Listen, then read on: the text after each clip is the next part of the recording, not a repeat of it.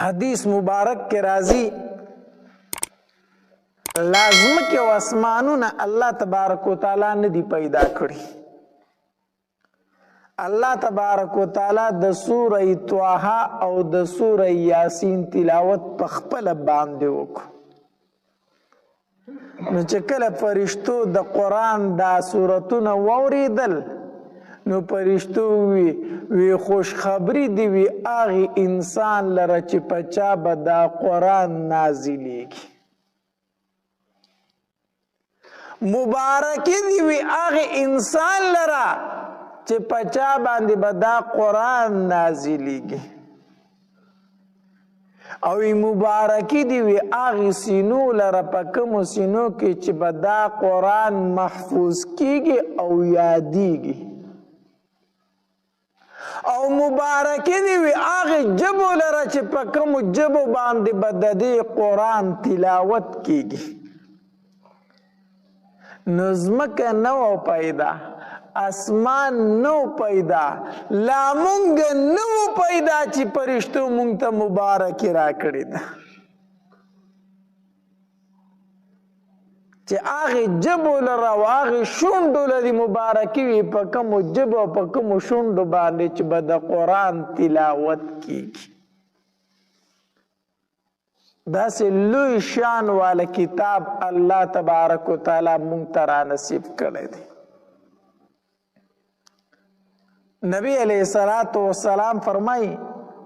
وی کوم انسان چې د قرآن تلاوت کوي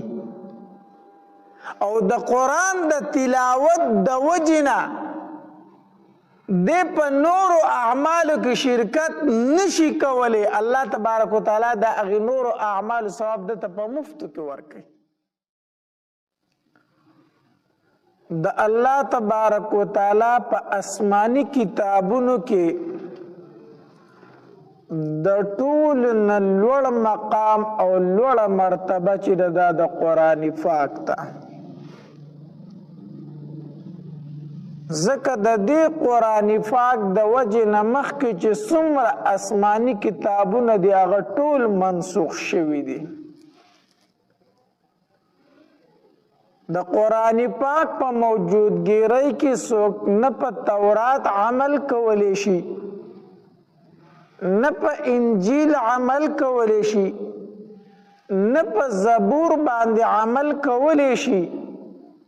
او نه مخکې چې نور څومره صحیفې په پیغمبرانو باندې نازل شوي په هغې باندې عمل کولی شي. د قرآن مجید د وجې نه الله تبارک وتعالی مخکې ټول آسماني کتابونه منسوخ کړي دي. دویم دا چې مخکې څومره آسماني کتابونه نازل شوي دي هغه الله تبارک وتعالی پیغمبرانو ته په یو ځای باندې ورکړي دي. لکه تورات موسی علیه السلام ته په کوه طور کې په یو ځای باندې په صحیفو باندې میلاو شو، په تختو باندې. تورات موسی علیه السلام ته په کوه طور کې په یو ځای باندې په تختو باندې میلاو شو او ورکړی شو ورته. دغه شانتې انجیل، زبور، څومره آسماني کتابونه چې دي الله تبارک وتعالی په یو ځای باندې پیغمبر ته ورکړي دي. د قرآن مجید نزول هم جدا غونته کې شوی دی. یو ځل نبی علیه السلام د جبریل امین نه تپوس وکړو، وی جبریله ته چې ما ته د قرآن دا وحی راوړي دا ته څنګه راوړي؟ جبریل علیه السلام ورته فرمایل وی د الله پاک پیغمبره چې کله مال الله تبارک وتعالی یو آیت راکوي یا یو سورت راکوي د هغې نه مخکې په اسمان کې زلزله شروع شي او داسې زلزله وي چې ډېره سخته زلزله وي او د هغې زلزلې د وجې نه په اسمان کې چې څومره فرشتې په هغې ټولو بېهوشي راشي، فرشتې ټولې بېهوشه شي. وی د ټولو نه اول زه هغه فرشته یم چې سر روچت کم د الله په دربار کې، او الله تبارک وتعالی چې ما ته څه راکړي هغه راته راکړي، کو صورت وي او کو آیت وي. وی د الله پاکه پیغمبره چې زه بیا د وحي اسمان د اسمان نه ځمکې ته راوړم، زه یوازې نه راځم، زه چې د اسمان نه راځم زما سره 80,000 فرشتې ښکته راکوزېږي، او بیا په هغې 80,000 فرشتو کې د هرې فرشتې سره 80,000 فرشتې نورې ملګري. زه چې د قرآن یو آیت راوړم نو دومره په لوی مجلس او په لویه ګڼه د فرشتو کې تا ته راوړم. حدیث مبارک کې راځي، عائشه بیوی فرمایي وایي چې کله په نبی علیه الصلاة والسلام باندې به وحی نازلېده، سخت د یخنۍ موسم به انتهایی یخ به و، خو د نبی علیه الصلاة والسلام په تندي مبارک په خولې شروع شو،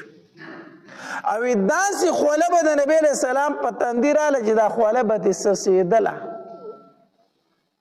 دومره د وحي زور و زور. د نبی علیه الصلاة والسلام یو صحابي دی زید بن ثابت رضی الله تعالی عنه، هغه وایي د نبی علیه الصلاة والسلام سره په خوا کې ناست وم، وایي د نبی علیه الصلاة والسلام دا زنګون مبارک زما په پتون باندې پروت، لکه څنګه چې دوه ملګري یو ځای ناست دي. وایي په نبی علیه الصلاة والسلام باندې د وحي اثر شروع شو. وی د نبی علیہ الصلاة والسلام دی زنګون مبارک زما دی پتون ته دومره زور ورکو، دومره زور، وی قسم په الله ما چې زما دا پتون زره زره شو، مات شو، دومره د وحی زور و زور د نبی علیہ السلام. احادیث مبارکو کې راځي وی نبی علیہ الصلاة والسلام به چې په کومه وخه باندې سور و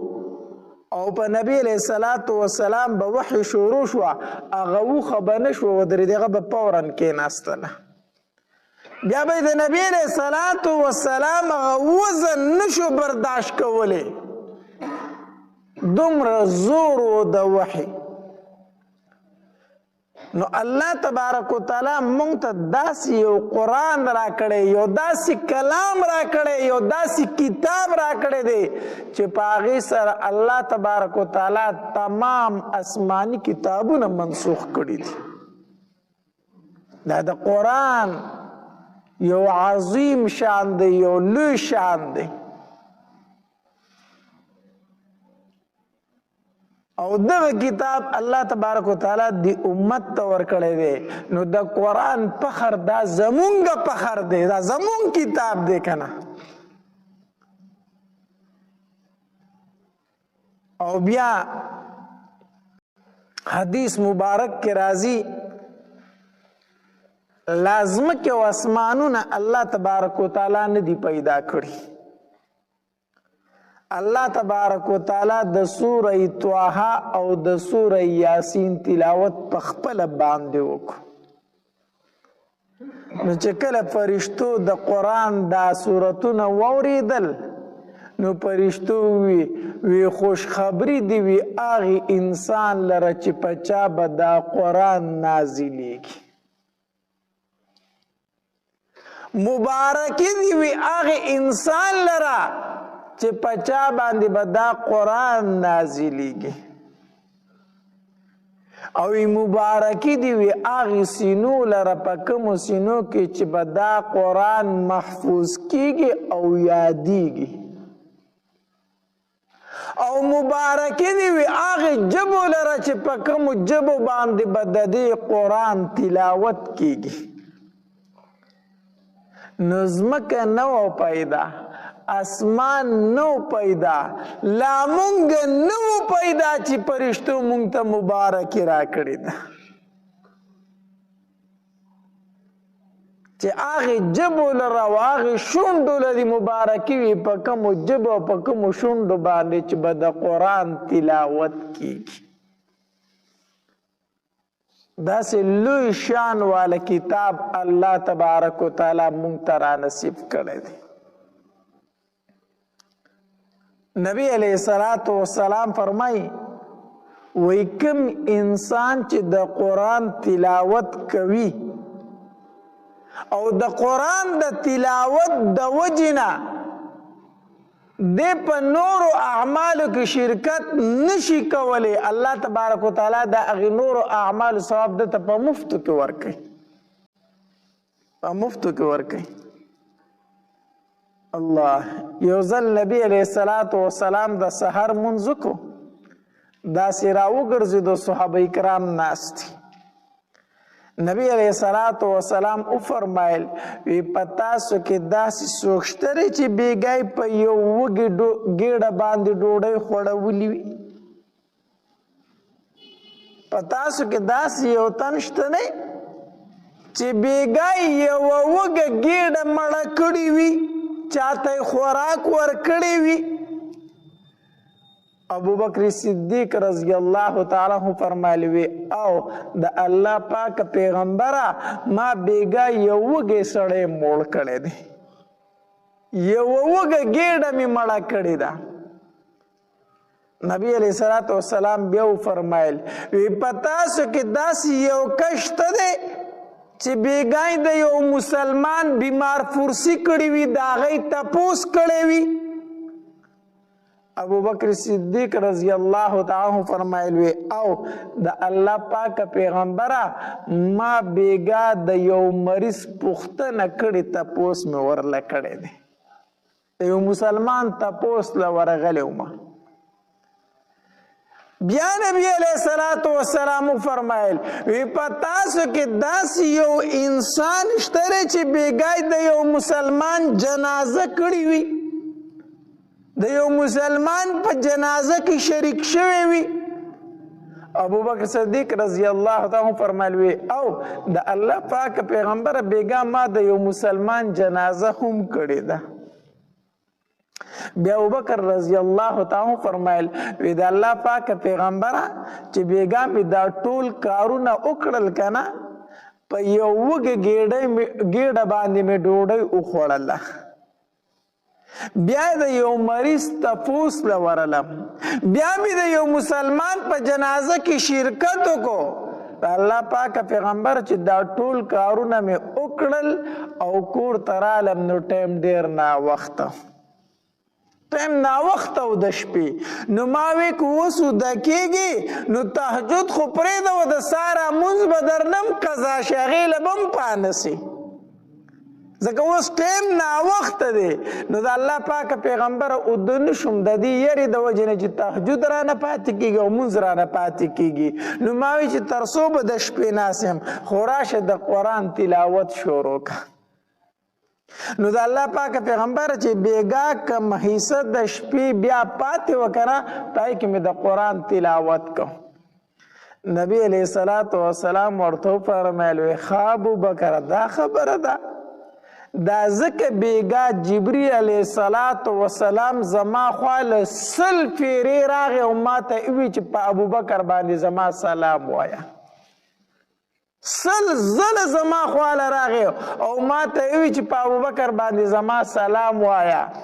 او بیا راغی ما ته وویل چې د الله پاک پیغمبره بیګا مې د ابوبکر په شونډو باندې 100 پیرې خپلې شونډې لګولې دي. الله نو چې په کومو شونډو باندې د قرآن تلاوت کیږي هغه جبریل علیه السلام ښکلی، هغه شونډې جبریل علیه السلام ښکلی. دومره د قرآن فضیلت دی، دومره د قرآن ثواب دی.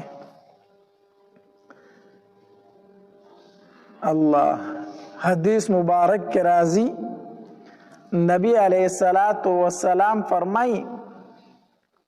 وی کم انسان بچے چو قرآن ختم کی، د کم انسان بچے چی قرآن ختم کی نو حدیث مبارک کے راضی نبی علیہ الصلوۃ والسلام فرمائی اللہ تبارک و تعالی فرشتو تو فرمائی وی اے فرشتو د دې مور او پلار په اعمال نامه کې چې څومره ګناونه دي هغه ټول ولا وران کړي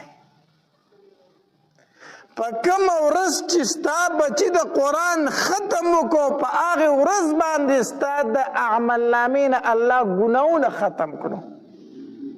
ګناونه ختم کړو دومره خو د قرآن ثواب دی بیا حدیث مبارک کې راځي نبی علیہ الصلوۃ والسلام فرمایي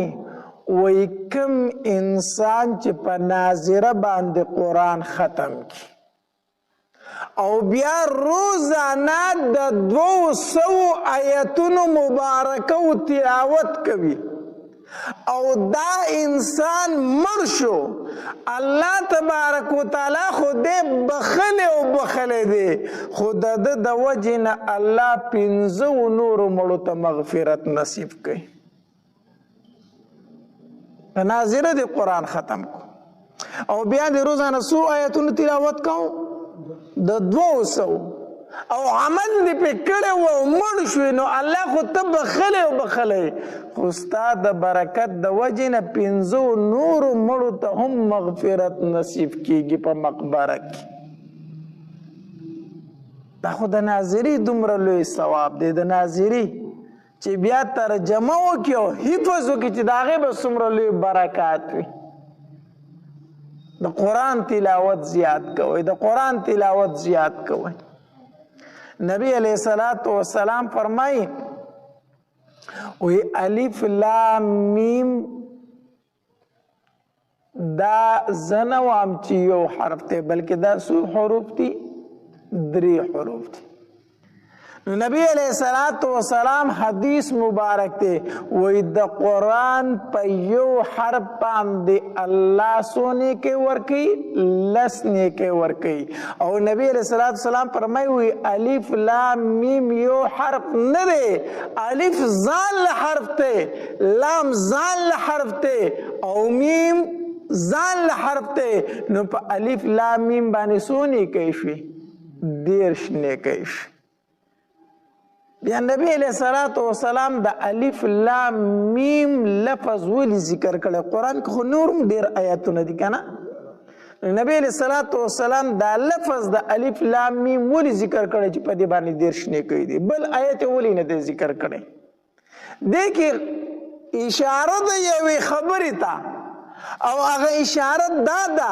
چې د الف لام میم په معنی باندې څوک نه پوهیږي الف لام میم معنی چاله ورزي نه ورزي مونږ وایو الله اعلم بمراده الله په دې په معنی د دې حروف داسې معنی کو کنه د الف لام میم معنی چاله نه ورزي او نبی رسول الله هغه لفظ ذکر کړی چې دا په معنی باندې څوک نه پوهیږي اشاره د دې خبرې ته چې کو په معنی پوهیږي او که نه پوهیږي په یو حرف درته لسنې کې میلاوي کو په معنی پوهیږي او که نه پوهیږي څنګه چې د الف لام میم په معنی نه پوهیږي او په دې درته الله دیرش نیکۍ ورکوي نو مقصد دا دی کو د قرآن په ترجمه پوهیږي او که نه پوهیږي بیا درته الله څه درکوي نیکۍ درکوي بیا درته الله نیکۍ درکوي ها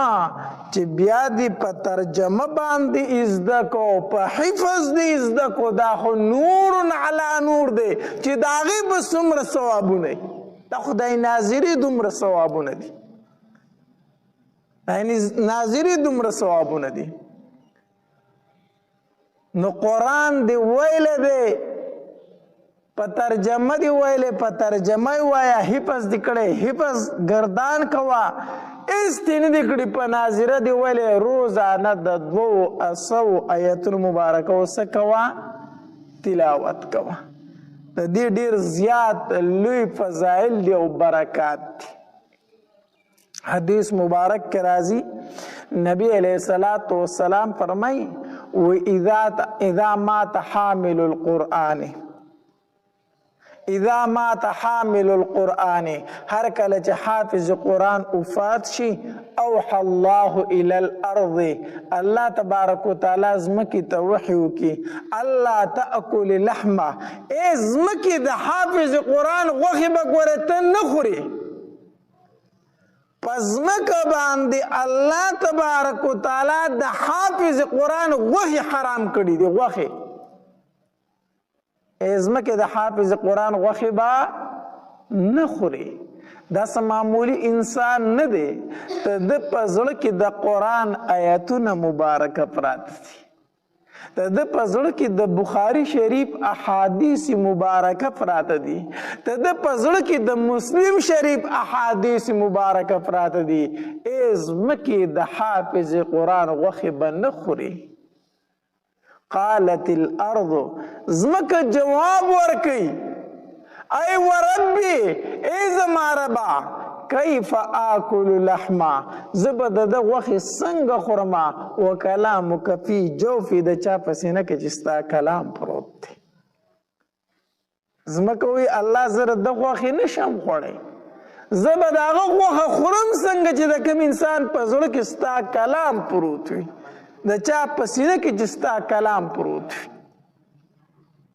الله تبارک وتعالی دومره لوړ مقام حافظ قرآن ته ورکړی دی جنت کې به مختلفې درجې کنه مختلفې درجې یو سړی د حافظ قرآن نه تپوس کوي چې حافظ صاحب ستا په جنت کې کومه مرتبه ده نو تپوس ته مکه و قرآن ته وګوره څومره چې د قرآن آیتونه دي دومره د حافظ قرآن درجې دي په جنت کې ځکه حدیث مبارک کې راځي الله تبارک وتعالی به حافظ قرآن ته وفرمایي وی قرآن لولا په ترتیل سره خو په مزه مزه باندې لولا او زه د جنت په درجو باندې ورخیجه کم ځای کې چې قرآن ختم شو اکستا درجه ده نو د قرآن چې څومره آیتونه دي دومره د حافظ قرآن په جنت کې څه دي مرتبې دي دومره لوړې مرتبې دي الله تبارک وتعالی حافظ قرآن ته دومره لوړ مقام ورکړی دی نو یو خدای چې موږ په خپل باندې هم پابندی کوو د تلاوت د قرآن خپل تلاوت د قرآن پابندی کوو ځکه دا ډیر زیات لوی ثواب لري د دې نه بل غوره ذکر نشته د قرآن د تلاوت نه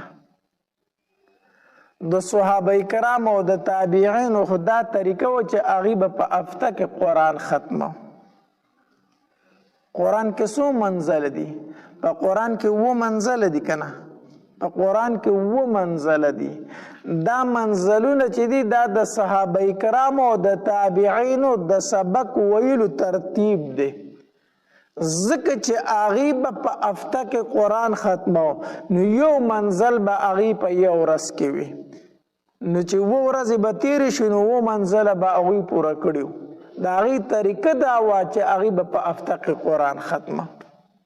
مونږ کال راشي او کال تیر شي قرآن څوک ختم نه کړي د افسوس خبره ده که د افسوس خبره نه ده په هفته کې نشي ختمولی په میاشت کې ختم کا په میاشت کې نشي ختمولی په کال کې خو ختم که که نه نو کال پوره شي او د قرآن ختم پکې ونه کړی شي دا د افسوس خبره ده د قرآن تلاوت دا د زړونو نه زنګ لرکوي زنګ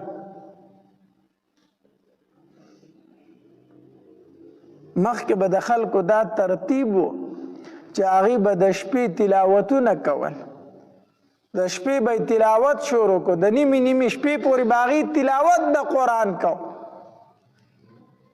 په تهجد کې به د قرآن تلاوت کو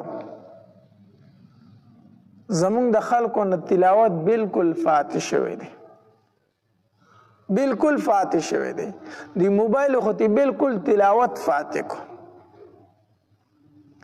مخکې به هر کس ته د قرآن څه ناڅه عیسه یاده وه څه ناڅه عیسه یاده وه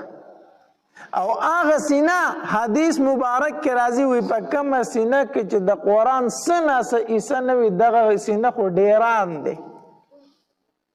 هغې سینې ته خو ډیران ویلی شوی دی چې په کومه سینه کې د قرآن د سره د څه عیسه نه وي الله په غزوه احد کې د مسلمانانو نه شهیدان لږ ډیر وشو نو چې شهیدان ډیرو نو صحابه کرام په خپلم ټول زخمیانو چې کوم ژوندي پاتې شو ټول صحابه کرام زخمیانو او ډیر شهیدانو نو د هغې دپاره یو ځای قبرونه وکنستل اجتماعي قبرونه یې وکنستل نو اجتماعي قبرونو کې چې بیا مړي ښخی که نه دا به یو بل د پاسه نه ږدي دا به داسې ږدي چې یو به مخې ته بل ورپسې داسې په لړاک باندې به ږدي پر لبان دې به یې نه ږدي په اجتماعي قبر کې د مړو د دفن کولو طریقه دا ده نو نبی علیه الصلاة والسلام چې کله قبرونه تیار شو نو صحابه کرامو ته وفرمایلو وی قبلي طرف ته پکې هغه تنګ دی چې کم یو په دوی کې غوره او بهتر دی صحابه کرام ټول غوره دي ټول بهتر دي خو بیا چې په دوی کې کم غوره او بهتر دی هغه لومبیک دی قبلي سیټ ته صحابه کرام وفرمایل د الله پاکه پیغمبره موږ ته به څنګه پته لګي چې کم یو غوره دی کم یو په درجه کې د دې بل نه بهتر دی موږ ته به څنګه پته لګي نبی علیه الصلاة والسلام ورته وفرمایل تاسو وګورئ که نه کم تن ته چې د قرآن عیسه زیاته یاده وه دا د دې بل نه بهتر دی او غوره دی چاته چې د قرآن عیسه څومره زیاته یادی دی قبلې تک دی بیا ورپسې چاته زیاته یاده او بیا پسې هغه دی بیا ورپسې چاته یاده او بیا پسې هغه دی په دې طریقه باندې نو نبی علیه الصلاة والسلام غوروالی او بهتروالی ثابت کړی په قرآن سره چې د چا په سینه کې قرآن څومره زیات او دومره دا بهتر دی د بل نه دومره دا غوره دی د بل نه د دې وجې نه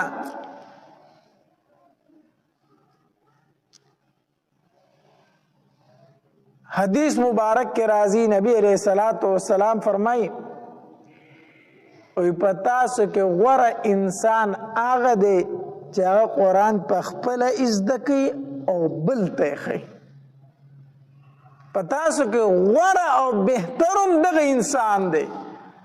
قرآن په خپله وایي او بل ته خای دا د انسان د پاره صدقه جاریه هم ده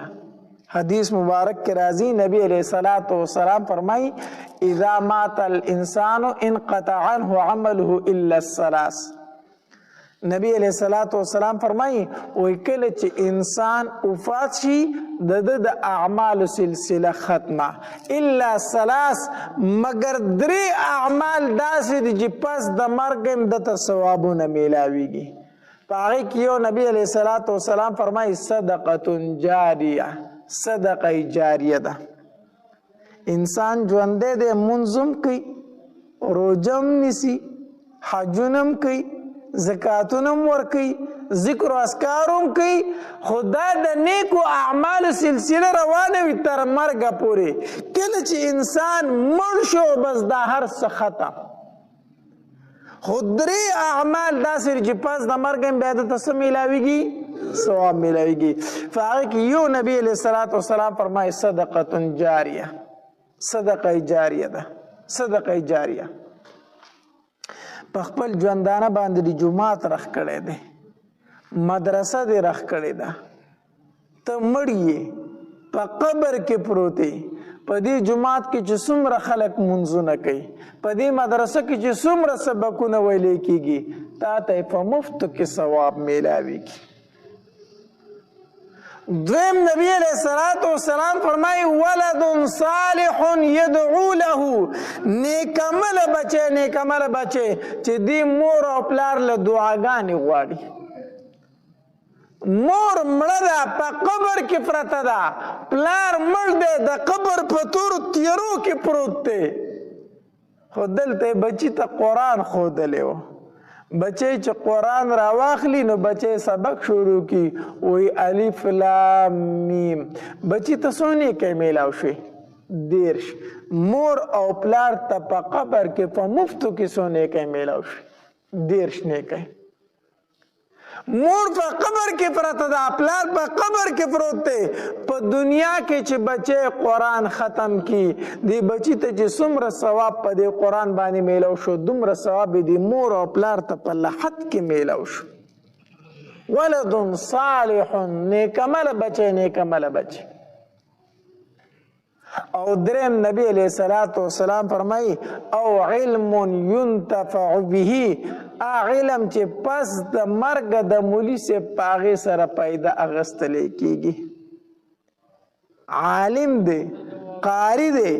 حافظ دی، پخپل ژوندانه باندې شاګردان تیار کړی دي، پخپل دې په قبر کې پروت دی خو شاګردان لګیا دي په دنیا کې، چاته قاعده ښیي، چاته سپاره ښیي، چاته قرآن ښیي، چاته احادیث مبارکه ښیي چې څومره شاګردان د په دنیا کې سبقونه وایي استاد ته په قبر کې بس مفت کې څه میلاویږي؟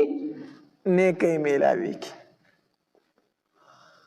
نو پخپل هم قرآن ووایي، په بچو باندې هم قرآن زده کوي. ځکه د بچی په مور او پلار باندې یو حق دا دی چې د بچی صحیح تربیت وکړي، صحیح تربیت وکړي. به هر حال د قرآن په فضیلت باندې یو څو خبرې مې درته ځکه وکړي چې روژه را روانه ده، مونږ له د قرآن تلاوت زیات پکار دی. یو خبره. دویم دا دی چې د قرآن په درسونو کې مونږ له شمولیت پکار دی.